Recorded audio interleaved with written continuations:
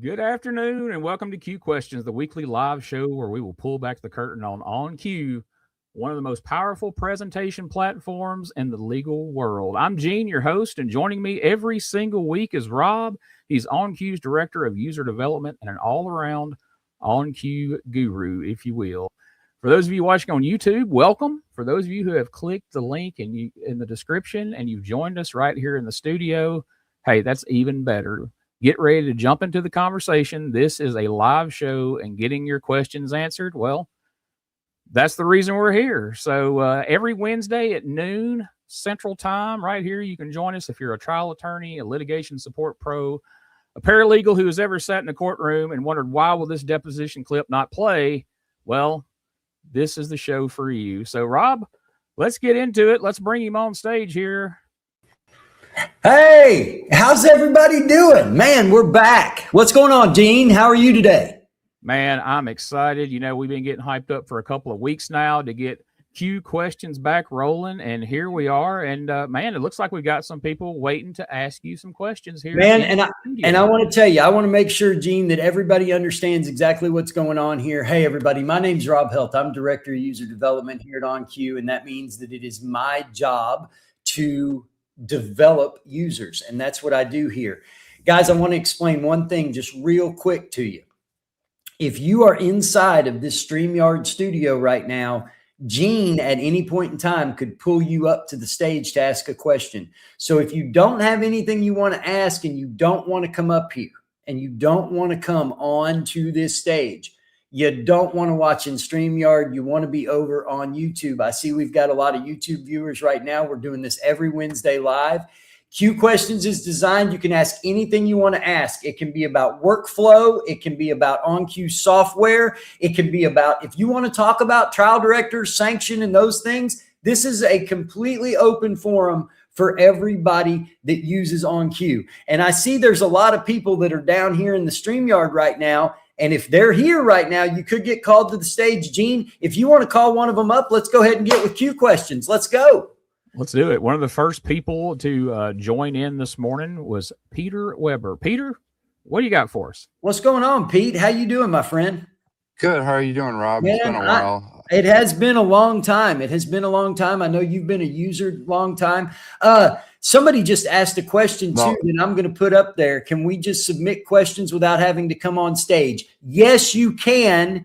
You can submit questions without having to come on stage. So if we see you submit one right here, Gene will probably read it or put it up on the screen and ask me after we get done with everybody. I'll tell you what, if you don't want to come on the stage, don't launch your camera. If you launch your camera, we're going to bring you on the stage. So Peter, did you have something you wanted to talk about or ask, Peter? Because I can certainly try um, to answer it. yeah, I'm actually new to OnQ. We've been our company. I'm with the presentation group. We're in Orlando. We have Sure. 6 other techs. They should all be on here right now.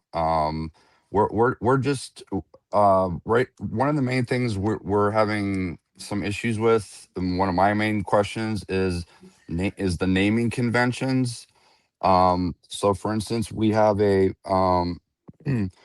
case where everything is named like 001 up to 2396, but we can't seem, at least I can't seem to figure out a way to change the name where it isn't like 1.1 Yeah, I dash got you. 1 2-1. Like I'm having problems with trying to do that in a seamless manner, so I don't have to like do a whole bunch of changing, so I don't have to change things up if depending on how we get stuff from different uh Vendors.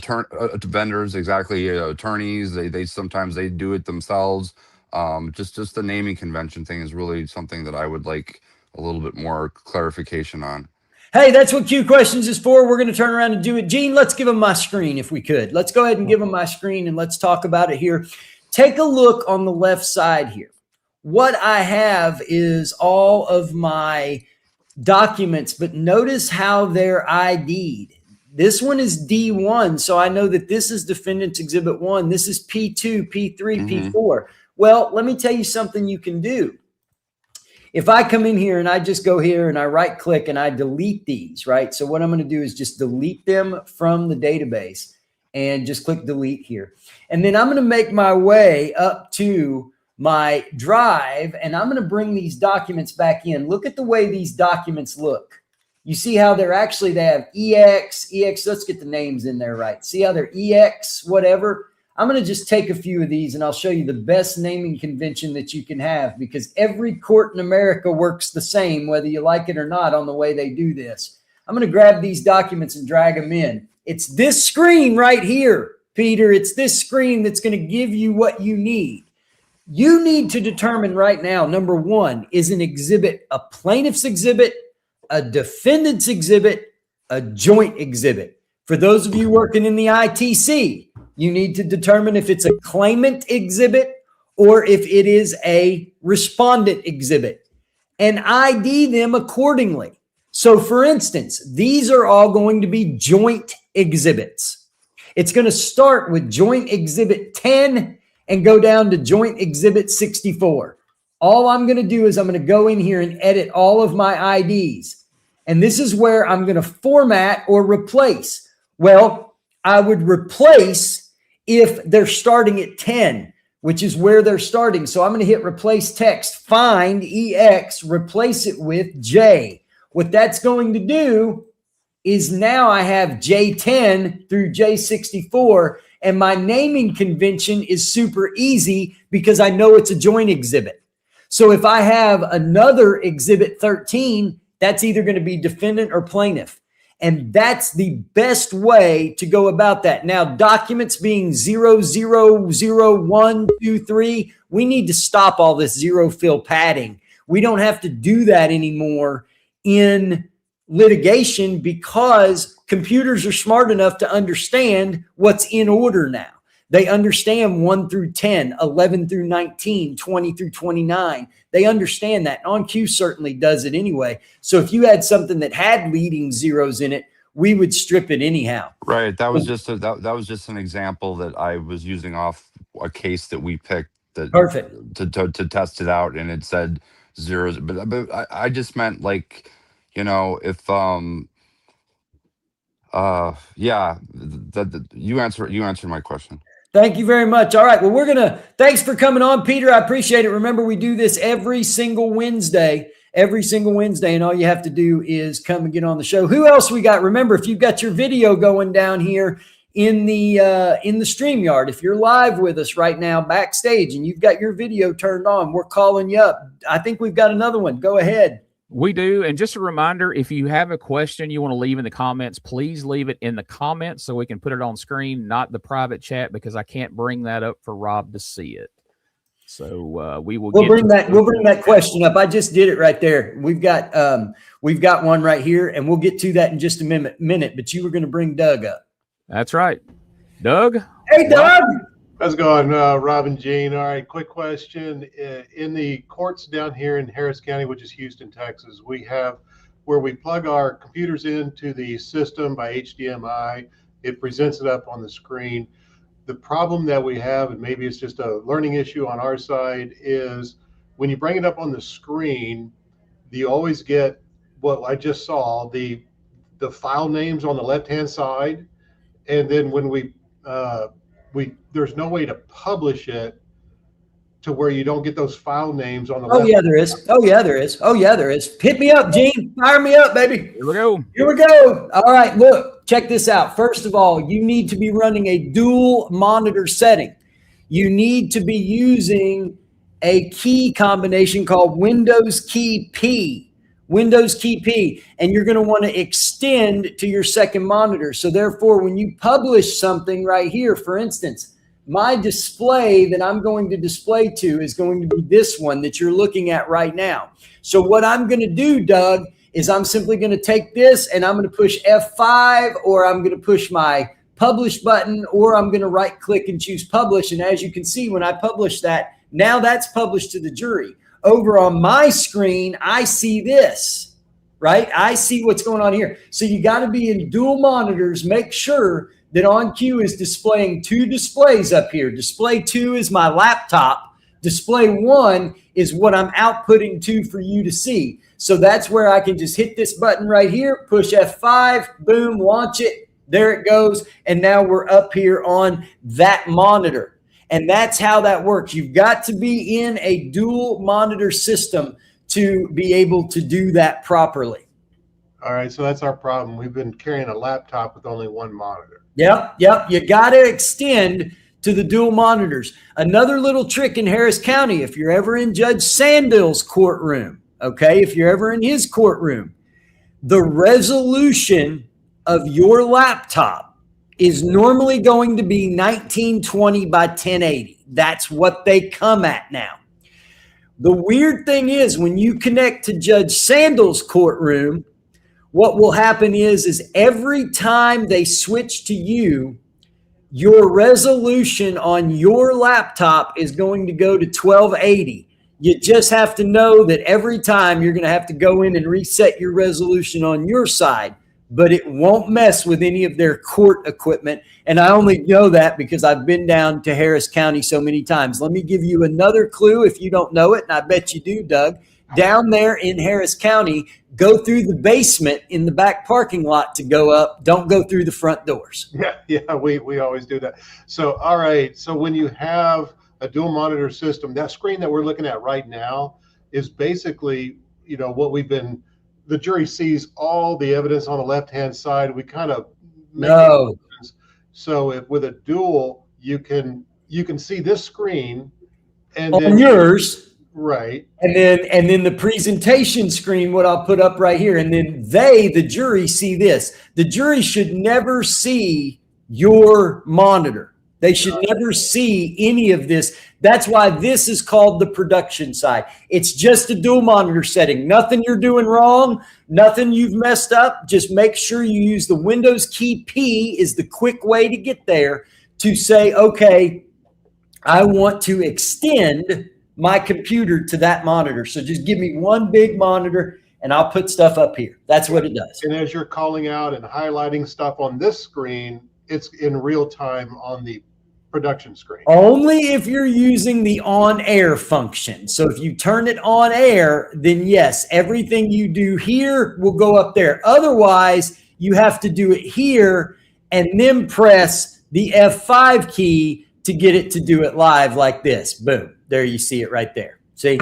Okay. So you still have to tell it to go to presentation. You can take us off the share screen, Gene. Doug, thank you so much, my friend, for coming on. I appreciate you. Remember, we're doing this every Wednesday at noon. So if you want to be able to come up here and ask another question next week, feel free. I've got somebody else on video I'm going to be going to in just a moment down there with the presentation group. But let's get to a question or two right here, Gene, that somebody's asked via the text. All right. Let's see here if we can get that to pull up. Here, I can get one right there. How about that? Yeah, Will deal. any software be able to import PPTX files and display in the software viewer so we don't need to keep going back from PowerPoint to OnCue? As of right now, no. But what you can do is in a notebook in OnCue, you can drag your PowerPoint in, drop it into a notebook. Then OnCue is going to allow you to launch it from OnCue. Right now, that's something we didn't want to do. Look, those of you that use Trial Director and you could put a PowerPoint in, you lost your animations. You lost all functionality to be able to change anything on the fly. And sometimes you even lost some of your fonts. So we just didn't need to tie in. We just said, look, the best thing for running a PowerPoint is PowerPoint, right, Gene? That's the best thing to do is use the PowerPoint. And so that way you have everything. So that would be the answer to that. Good question, though. When I change a document name in OnCue so that it's more recognizable by name or easier to search for, that new naming convention does not flow through to the local folder. But when I change file names in the local folder, the document's no longer load in OnCue. Is there a way to sync that? No, and that is by design. That is absolutely by design. You don't want to affect. Here's the best way I can explain this, okay? If you have a document in your folder called ex1.pdf, when you give that a new ID or a new name, all you're doing is giving it a new ID and a new name. For instance, I live at 2000 Main Street. Well, you and your family and your friends, they don't say, hey, we're going to 2000 Main Street. They say, we're going to Rob's house, right? So if they're going to Rob's house, that's going to be 2000 Main Street. So that is a descriptor. And that's what it does. We don't want to change your original file name. That would create a mess. But it's very easy. Gene, hit me up on the screen real quick. It's very easy to know what you're pointed to by simply right-clicking and choosing to go in and say show in Windows File Explorer. Notice that's EX10. Another way that you could tell what J10 is push your F4 button. F4, right? Push F4 on your keyboard. And what that's going to do is notice F4 right here. That's going to give you your properties. And you can see here where it shows you the ID is J10. The file name is exhibit10.pdf. It's easy to get there. So no reason to change anything. And that is when you say local folder, I'm very aware of what you're saying here. That's the OnCue folder. That's where all this stuff is coming from. So that is a great way to do that. Next question. Let's bring somebody up, Gene. We've got some people down here with their video on. Let's bring somebody up. Let's see here. Presentation group, how y'all doing? There's like 100 of you in there. What's going on? I got a bunch of you. What's up? Hey, how we doing? First, I'd like to say thank you for what you're doing here. It's fantastic for us people that are in court as trial techs, trying to figure out how we're bringing presentations and documents and videos up. I had a couple questions. We have the whole squad here. Peter Weber asked a question in the beginning. He's one of us too. I had a question about documents that are out of sync. When you have a document, when you have a number of documents, and maybe the client has taken a few out, now you have them out of sync. Let's say there's 1 to 10 documents, have taken 5 out. Yep. So now you bring it in and it's just going to give you 1 through 9, but that's out of sync with, we'll say, the Bates number on the bottom of that document, the endorsed number. Is there a way to easily resequence something like that in program? So resequencing page numbers is definitely not a problem. Resequencing Bates number, that's a hard thing to say. Putting in sequence the Bates numbers, that can be a little bit tricky because you're going to have to go in and do some manual type work on that. But as far as going in and changing what's in a thing, let's say that, go ahead and show me up, Gene. All right, this has 242 pages in it. If they go out here, now whether they do this in the PDF and you bring the PDF back in, or whether you go ahead and just do it in OnCue. Let's take 22 through 29, right? 22 through 29, and we're going to remove those pages. So we're going to delete those pages. Now right here, you've got a jump between 21 and 30. Well, this right here, all you have to do is right click, go in, and when you right click this, make sure that you go to renumber IDs and hit renumber IDs, and you can start with whatever page you want. So you could renumber IDs starting at page number 110 if you want. It's up to you. But what I would do is I would renumber my IDs, and then now they're 1 through what was originally 242 is now 234 because we took some pages out. Now, here's another example. You said, what about the Bates number? Well, let's go through here, right click, and let's go to fill Bates numbers. And let's start with Bates number 1, and we're doing J10.1 in all the pages. Click OK. Now look, when we get down to page 20, look what happens. There's 21, 22, then Bates number 22 is actually Bates number 30. Well, this is where I'm going to need to go do some spot checking, hitting, and hoping. What I'm going to do is select 22 through the bottom. Shift, click down here. Right click and choose fill Bates numbers again. This time we're starting at Bates number 30. And we're going to say the selected exhibits only. Click OK. Now that's done. Let's see what that did. Let's see if that went through and cleared it. 21. There's 30. Now we're just going to spot check. 190. Boom, 190. We're still good. So if it were off anymore, I'm probably going to have to go in and find where that is, go to the end, start numbering again. But hey, I'm a trial tech. I get paid by the hour. So I don't mind doing that. If you give me something screwed up, I'm going to have to fix it, right? So take me down, Gene. We're good. Well, I got a question with this. With the ones that you've just changed, it added a moniker, the dash, and a number moniker, whatever the Bates number was. How do you bring that up now?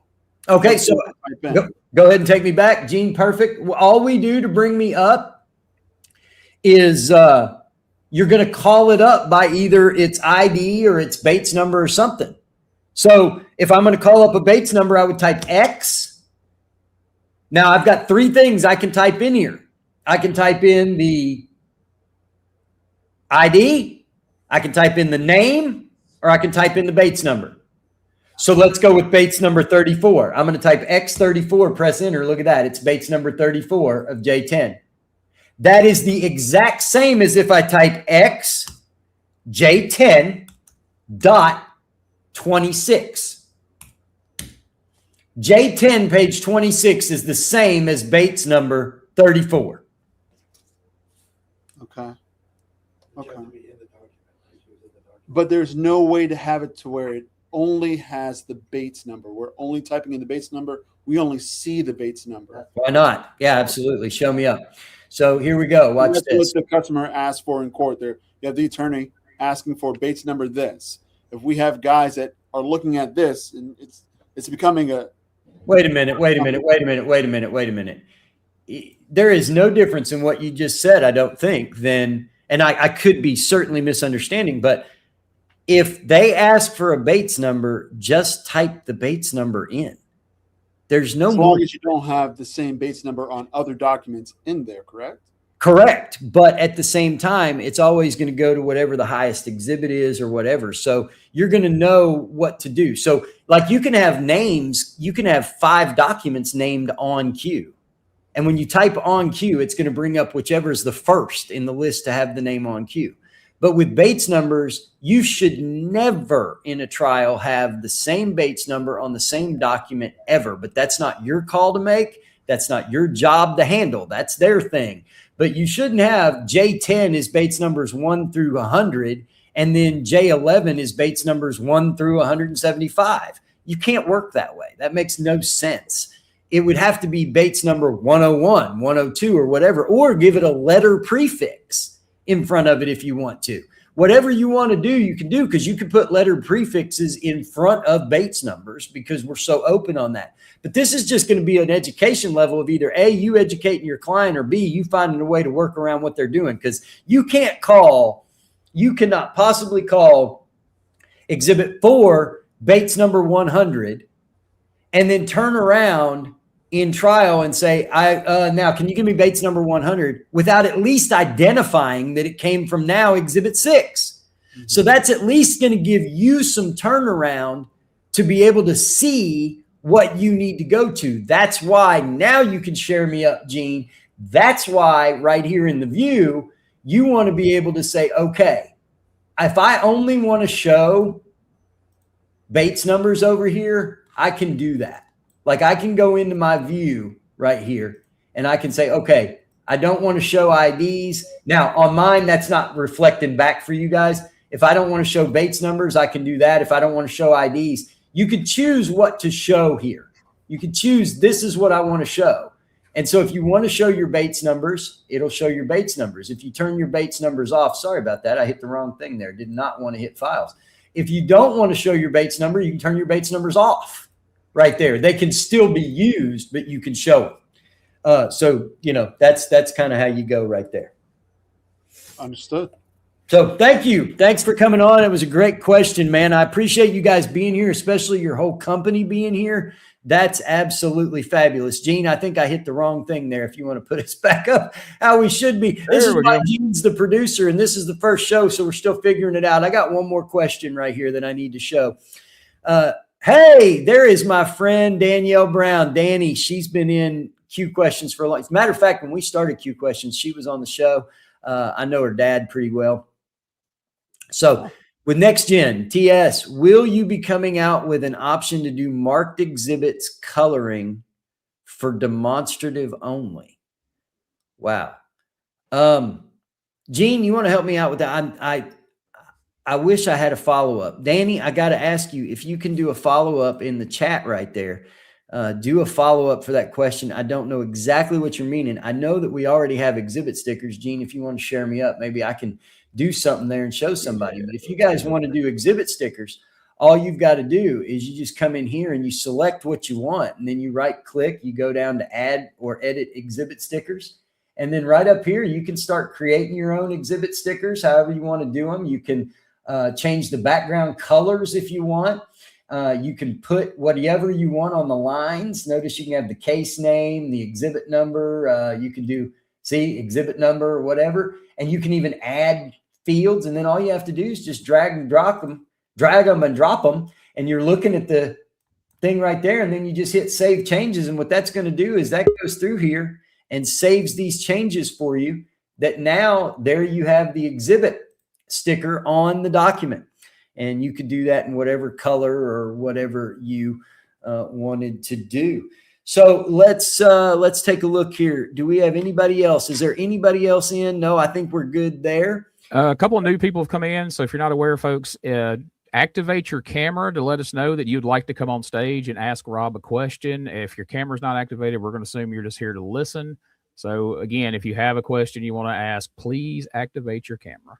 Okay, so we have coloring options for marked admitted.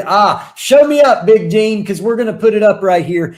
I'll tell you what, guys, I cannot thank behind the scenes Gene enough for being here at OnCue and helping me out. This guy handles all this stuff. You notice the quality is absolutely amazing. The way we're able to do these video sequences is great, and that's because of Gene being able to help us out. So what she's saying right here is, if you take a look, if we mark a document as admitted and we just go down here and mark it as admitted, notice that she's talking about these shaded colors that we can do right here. Can we do those for demonstratives? Well, The answer would be probably not, but you could go into your folder here and you could change the folder color in your notebook. So right click on your notebook, go down to icon color, and you could change those colors. You could put all of your demonstratives into a notebook colored purple, and you'd kind of know what that would be. And that's a great comment that Callan 10 made there. But Mark has admitted, yeah, they were 100% right. I'm glad somebody else understood that better than me. Nobody else has their camera on at this time. I have no idea how long we're into this, 30 minutes. I try to keep these certainly under 40 because it's the lunch hour for us in the Central Time. And so I don't want to ruin anybody's lunch hour. We're going to have this every single week. If you subscribe to our YouTube channel and you hit the little bell, it'll give you a warning that, hey, they're about to go live. The links aren't going to change. This link for this studio is where we're going to be every single week. This is where we do this. This is a dedicated studio to this. And so that's what we do. Gene, is there anything else? Also want to tell you guys, if you have a question that you want on like next week's show covered, but you don't want to come on live, all you have to do is go in and email support@onqtech.com. And when you email support@onqtech.com, in the subject line, just put Q question and then say, hey, I have a question for the show next week. Gene will get that, and we'll definitely get that on the show. If you have comments or anything you want put up, we'll be more than happy to do that for you. And hey, you guys want to come in next week. You guys want to come to next week's show live because I'm going to be giving you a piece of information. We're doing another quarterly training in May. Everybody knows about the quarterlies. That's the $600 gig where you come in for $600 and you get the full fundamental training done for you right there. We're going to do something in May, though, a little bit different for the fundamental training for the quarterly. So you'll want to be here. It is a huge announcement. And the people who are going to know first and get signed up first are the ones that are going to be here at Q Questions next week, because we won't be releasing the email till probably 2 days after that to tell everybody. So, Gene, you got anything today? Anybody send anything to you, or are we going to be able to get out of here and hopefully have had a successful Q Question first episode? Man, I feel good about it. We got so much exciting stuff going on Q right now. I'm so thrilled to be a part of it. And thanks to everybody that's come in with their questions, whether they were in the comment section or whether you were on stage. Man, we really appreciate it. And if you're watching this replay on YouTube days after this was live, not only can you send an email like Rob said, you also can go in the comments each week before we do a new episode. I'm going to go through all the comments on the previous week's video, pull out any questions, comments you have, and we'll talk about them on the next week's show as well. That's amazing. And so let me put this up for you. Listen, also, everybody on YouTube, if you comment in the YouTube channel, we get that over here. So we can see your comments coming from YouTube. And one of the cool things that we can do right there, I have the email up there for you, the support, right? So there it is, support@onqtech.com. That is where you can go and you can put everything up. You have, we've got some private chats in here too. So we do have some stuff that we can talk about next week. We'll bring those questions up on the show next week. But we do have, like I said, the comments. And so if we got comments up here, one of the cool things that we can do is we can put these comments up on the stage here so people can see their comments. And we get those from YouTube and from inside the studio as well. We did see some private stuff, and so we'll talk about that stuff next week. That'll give you some more questions to put in the bank, Gene. For my producer, the man that's keeping it all going for me, Gene Jackson, my name is Rob Helt. Thank you guys so much for coming to Q Questions Live.